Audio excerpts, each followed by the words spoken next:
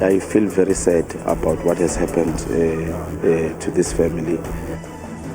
Abakwantsasana baphanda isiganeko sokusweleka kowasetyhini oneminyaka engama-40 ubudala eMpumalanga namathambo akhe afunyenwe engcwatyiwe kwingcwabe elinguZenzele kwikhaya lakhe. We have to do this thing consistently and educate our people that there's no body part that will make you rich. Bekubanjwe inkonzo yesikhumbuzo kalikhona Fosena beneminyaka 14 ubudala nomzimba wakhe ufunyenwe wonakele kwaye kuthathwe namalunga athile eRoodeport eGauteng kwiveki esiphuma kuyo.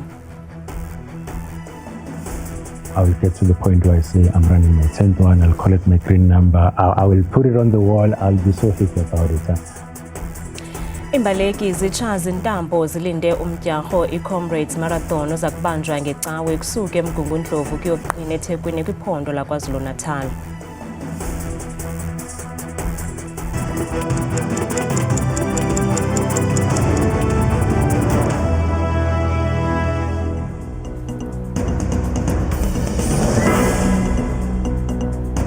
Sinamkele kwindaba zethu ndaba ndodwa ndaba nophumza sikhumba nayitoliki yolwimi lwezandla Botani Mzontsundu.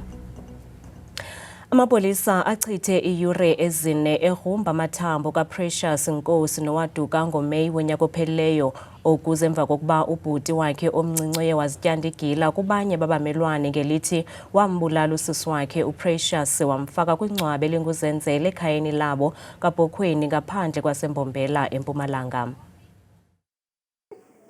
Lithimba lelikhethekile lemaphoyisa lisebenze cishe ema-awala amane solo lizama ukukhipha umtimba waPrecious Nkosi. Nkosi lobekahlala nabhuti wakhe lomncane wanyamalala ngenyanga yeNkwekhweti eminyakeni londlulile wangaphinze wabonakala. Kanti-ke emalangeni lambalwa landlulile bhuti lomncane ukhulumise bomakhelwane wakhala ngekuthi nguye lowabulala dzadzewabo wabese umgubhela phasi ebaleni. Labo makhelwane babese bahlaba inyanza leyo babikela emaphoyisa. We have managed to come to the body where the remains were recovered, even though they were very much marmade, and as a result some of the parts of the body were stuck on a cement. But what is proven is that really the fire was used. Bhuti lomkhulu wakuleli khaya losebentela khashane ushaqeke kakhulu ngalesehlakalo. Bantu aba-right bona cabana vele kwathi kwemndeni bantu bacabana cause kimvele uma bacabana lo bekana ukumfonela nalo bekana ukumfonela ngizame kubasotha boyi2. Emalunga emphakathi athi kude nakuncane lekake akusola kuleli khaya. I feel very sad about what has happened to this family, especially both people. I knew them. They were like my brother and sister. We treated each other like family. So for such an incident to occur in such a tragic way, it's so disturbing. I don't want to lie. Umtimba waPrecious Nkosi sewuthethwe kuyowendiwa lihlolo lwe-DNA. Kodwa ke umndeni wakhe uthi wenetisekile uthi impela nguye lona bekagujelwe phasi. Etindzabeni tethu ku Channel 163 lotilethelwa iNewsroom Africa, ngingumweli Masilela kaBhokweni eMpumalanga. Umkomishina lamapolisa eGauteng uNjengele Thomi Mthombeni uthi uxhalabile ziziganeko zokubulawa kwabantu zakutshanje eRiverlea naseDurban Deep okukuthethe ngethuba esithi thaca inkcukacha-manani zolwaphulo-mthetho zeliphondo nalapho abhengeze ukwehla kwenani lokubulawa kwabantu kwanamhlanje kudutyulwe kwabulawa oonqevu abathathu ngamapolisa kumntla weRhawuti. Namhlanje umkomishinala wamapolisa eGauteng uNjengele Thomi Mthombeni uye wabhengeza iinkcukacha-manani zolwaphulo-mthetho zeliphondo nalapho kubonakala ukuba ulwaphulo-mthetho lwehle ngomyinge ka-7.9% kwiinyanga ezintathu zokuqala zalo nyaka. Murder was reduced by 10.8%, Honorable Chairperson and members. We just want to reflect as well the causative factors for murders. What came out clearly, it is argument, misunderstanding, road rage, provocation, closely followed by robbery. Most of the murders within our province are mainly committed at a public place and then at the residence of the victims or perpetrators. Umkomishinala uthi uxhalabile lolwaphulomthetho eRivali. We're very much worried because those affects, the community. One must indicate that in terms of the Durban Deep, which is in Solplaatje, in Rodi Port Policing Precinct, we are hard at work in terms of the investigation. Kusenjalo, njengoko kubhengezwa lamanani, amapolisa adubule abulalonqevu abathathu kumntla weRhawuti namhlanje. The police received a complaint of a house robbery, and the information was that during that house robbery, the suspects took the appliances. They also took a Polo Vivo from the victims, and was that the suspects are driving in a silver grey Toyota Agra. So now our members then were on the lookout for the suspects, and our members from Highway Patrol, they spotted the two vehicles here on the N1 North. Nangona ehlile lamanani kweliphondo, kodwa kukho inkxalabo ngezinga lolwaphulomthetho kweli. Iphinde yahlala namhlanje seshoni yophando kwinkundla ephakamileyo eGqeberha eMpuma Koloni ngokuphathelene nokugetyengwa kweCraddock 4. Unjingalwazi Derek Swart ngumntu wokugqibela ukubona esisine ngomhla wama-27 kuJuni konyaka ka-1985. Ubalise ngobudlelwane nokusebenza kwakhe nesisine ngelixa uLukhanyo Calatha ongunyana kaBawu-Fort Calatha enike ubungqina ngentlungu yosapho kwanokukhula kwabo ngaphandle koyise. Not once did we ever ask them for anything other than for them just to give us justice for my father and of course his comrades.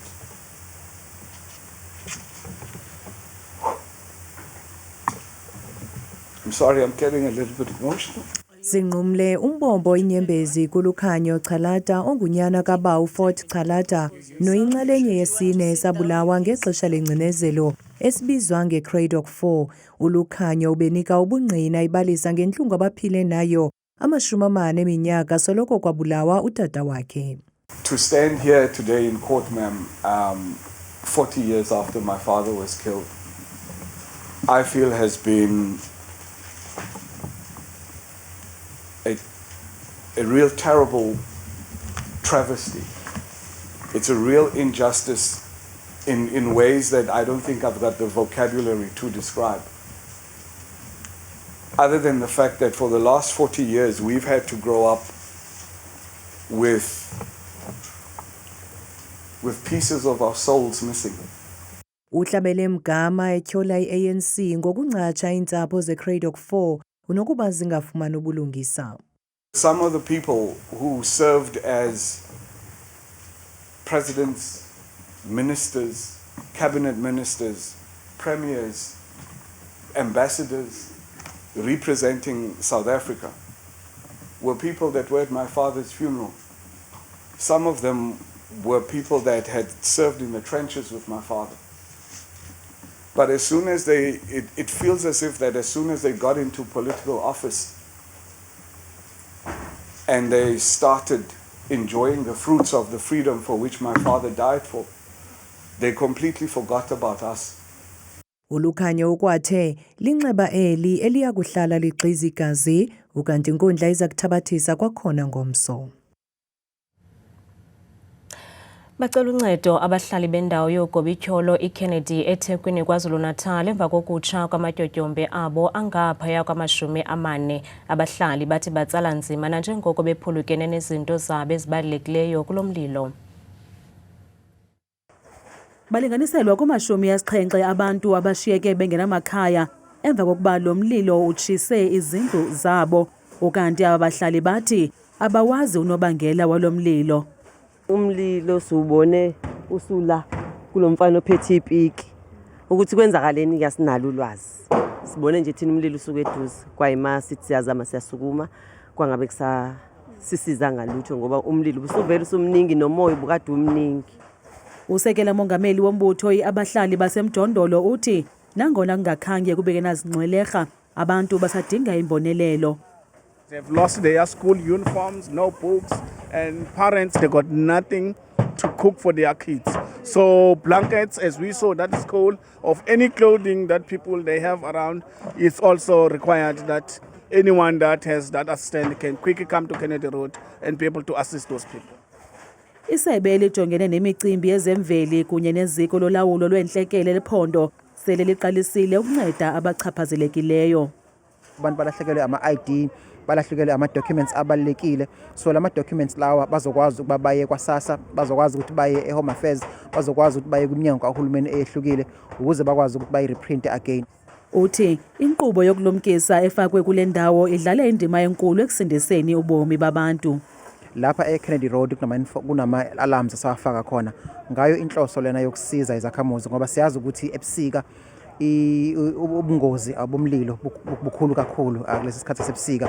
So lama-alarms lawa inhloso yawo ukusiza ukuthi makukhona umlilo akwazi ukuvusa umuntu mayelele noma akwazi ukuthi umuonisha ukuthi anakukhona ingozi ekhona. Abantu bayabongozwa ukuba balumke ngeli xesha lobusika kwaye bangashiyi nawuphi na umlilo ungajongwanga.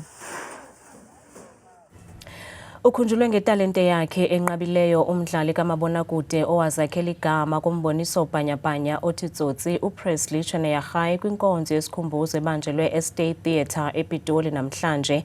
Galelo lakhe kwicandelo lezobugcisa liqhwatyelwe izandla ngoogxa bakhe ingakumbi abo bafumana ithuba lokusebenza naye. A time to be born and a time to die. A time to kill and a time to heal. Le ndedeba yakwaChoneyagae ishiya ngasemva umzila uteketeke wetalente ngummangaliso nabanqwalileyo ke kuyo oxabayo. The first time I met him, I met someone that I admired from watching Tsotsi, from seeing him on the stage, and to work with him is a masterclass of its own. Ukuqala kwakhe ukubonakala kumabonakude wayengumdlali ophambili kumboniso bhanyabhanya othi Tsotsi nowathi wawongwa ngebhaso le-Oscar. He possessed that very rare quality that defines really great acting. And what is that quality? It is an ego-free instinct for raw emotional honesty. Presley was more than a colleague. He was part of my beginning.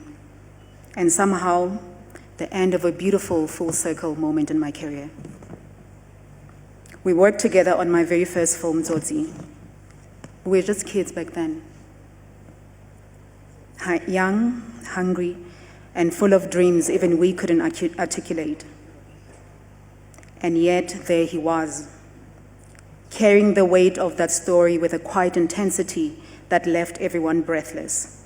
How many positions are selected in a beauty pageant? Beauty what? Pageant, the Charlie contest, man. 3. uPresley ubhubhe ngenxa yeengxaki zokuphefumla eneminyaka engama-40 ekuthambekeni kwenyanga kaMeyi. Ukusweleka kwakhe kothuse uninzi kodwa usapho luthi unyana walo uyakuhlala ikhunjulwa ngamaxa onke. Kambe uza kubekwa kwikhaya lakhe lokuphumla unaphakade ngomgqibelo.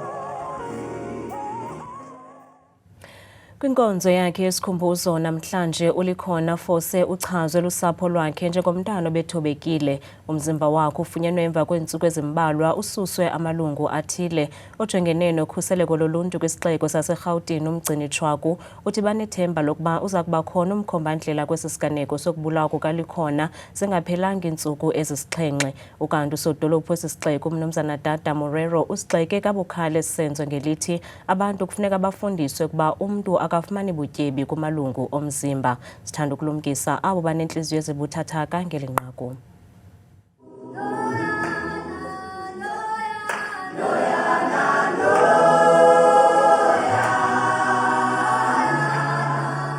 Isikolo samabanga phansi ikusasa lethu apho ebefunda khona ulikhona Fose namhlanje besibambe inkonzo yesikhumbuzo sakhe. Abanye abafundi besisikolo bathe bavakalisa inkxalabo yabo ngeziganeko zokuxhatshazwa kwabantu ngokwesini. We are not done talking about Kwekwe, boom, Ulerato. We are not done talking about Ulerato, boom, Likhona Fose. How many more? How many more until you are satisfied? How many more?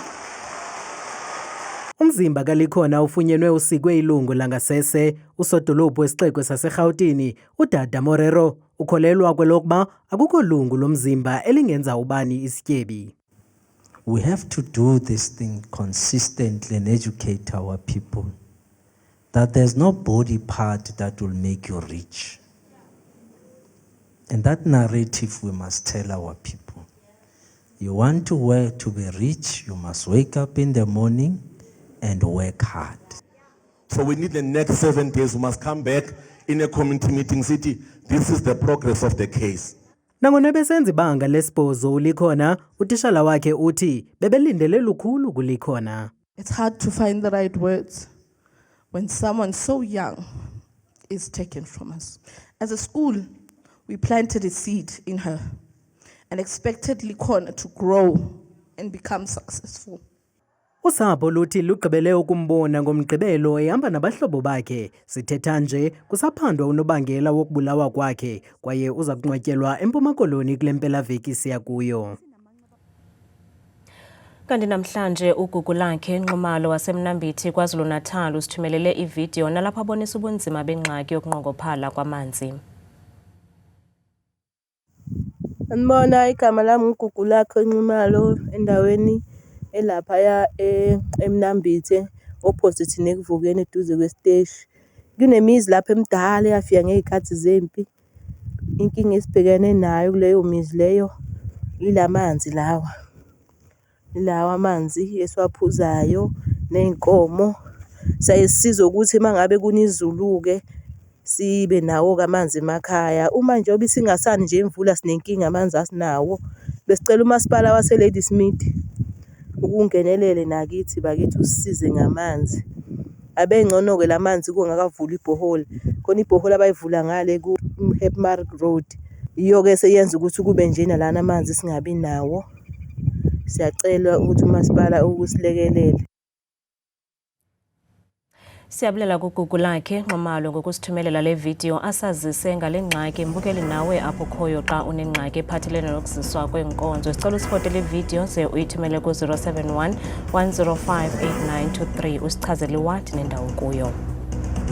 Umlawuli ojengene nobuxhaka-xhaka bamaqhosha kwizitudiyo zethu kwelijelo lendaba laseNewsroom Africa uMzamo Cele uxeleshe ukuzifumanele yakhe imbasa xa ethabatha inxaxheba ityeli le-10 kumdyarho wembaleki iComrades Marathon oza kubanjwa ngecawe. Lo mdyarho weComrades walo nyaka uza kuqala eMgungundlovu ze uyokuqhina eThekwini.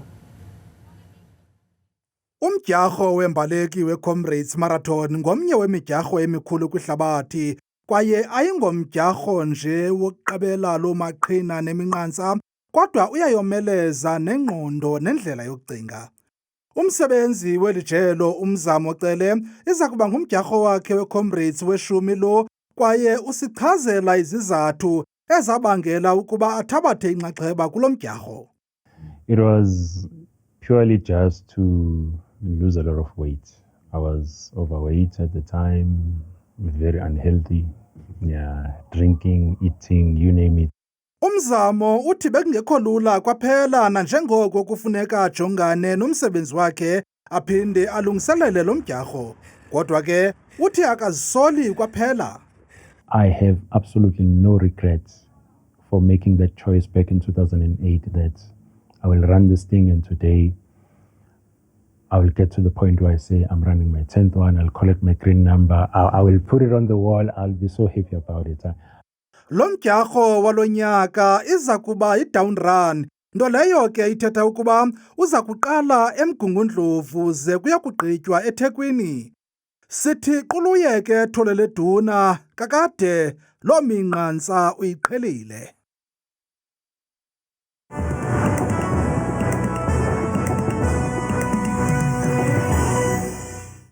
Enkosi kakhulu ke kuwe Madikela noMamzangwa kwidesika yendaba ndiyakubulisa nawe mbukeli wam apha ekhaya ndikwamkele kaloku eqongeni ke lam leMuslim nabethuna igama lam nguThabile inzwakazi yabathembu mvanje kaloku nansi bethuna iMuslim bethuna ekhaya apha ekhaya masiphawuleni umfanekiso wethu wokuqala oqeqesha ngamandla kwiziganeko zamvanje ngawo lo mfanekiso lapha emva kwam sibone ngokubanzi uba ithini imeko yeMuslim apha eMzantsi yathanda kodwa ukusibekela kakhulu futhi kumbindi ngamandla nje kuncama ndawo ezifana phana kooPriska nazo imvula apha ekuseni kakhulu gqabagqaba ngamafunja yonke lantsasa ngaye la 11 degrees iguquka lamozo futhi emva kwedinala yangomso ngorhatya futhi bayisonge ngo-22 degrees mbukela wami apha ekhaya amaqondo akho ke mbukela aphansi naphezulu ngelokuqala kaloku iphondo phaa kaloku bethuna empuma koloni ngabandla futhi kwimpuma elaphondo gqabagqaba ngamafunja yonke lantsasa emthatha ngo-7 degrees napha ke bonidala emonti eziphunzana amalinda bevuswa kaloku ngoye futhi la 12 degrees kanti ke bethuna yenjenje imozulu ephondweni elise-Free State kumbindi ke apha eMzantsi Afrika ngamandla futhi kwincam yelaphondo ndawo ezifana apha kaloku Bloemfontein futhi zimvula nendudumo ngamandla futhi ngaye kaloku kwakhona la 7 degrees zebenjenje bona phaya ephondweni lasentshona koloni ngamandla futhi kwimpuma yelaphondo ndawo ezo ke ezifana naphaya koBhofotho sekuseni futhi ngabanda ke nkwanka ngaye kaloku la 3 degrees iconge kamandi njengomso futhi xa bevala lamini bona bukele ekhaya baphila kanje phaya ephondweni laseNorthern Cape ngomso ngamandla futhi kumantla walaphondo kuRoman kwasekuseni ngo-8 degrees naphaya koKimberley nazo imvula phaya ekuseni futhi beyisongi mna kwakhona futhi ngaye la 11 degrees zebenjenje phaya ephondweni elise-Northwest apha eMzantsi Afrika phaya kumantla weliphondo Rustenburg kwasekuseni futhi ngo-7 degrees napha kwimpuma eKlerksdorp ngo-21 namazantsi nje zimvula yonke lava kwedinala yangomso bukele ekhaya yenjenje imozulu phaya ephondweni eliseRhawutini apho sikhoyo ke thina kaloku ngawo nje lo mzuzu amantla welaphondo uNdlunkulu phaya kaloku ePretoria kwasekuseni futhi ngaye mbukeli wam la 8 degrees kuncabe nam ngokubanzi phaya ephondweni kumantla apha eMzantsi Afrika phondo elo ke yiLimpopo ngamandla futhi kumazantsi walobilabile kwasekuseni ngaye kaloku la 12 degrees namantla futhi phaa koThoyendo bevuswa sisibhozo yonke la ntsasa yangomso kanti bosehla kanjalo futhi phaya ephondweni elisempumalanga ngamandla futhi amantla walo sikhukhuza kwasekuseni ngo-12 naphaya embobola futhi ngabanda ngo-8 napha kumazantsi welaphondo eStanderton xa bevuka phaya ngala 5 degrees mbukela ekhaya vuma man ndiyivale ndisonge phaya kaloku KwaZulu-Natal ngamazantsi futhi phaya eThekwini kwasekuseni kucwengile ngo-15 degrees naphaya ePietermaritzburg kwasekuseni kwakhona futhi ngeshumi nje likhetho sithandathu mna ndikuthanda kangaka xesha lemiyole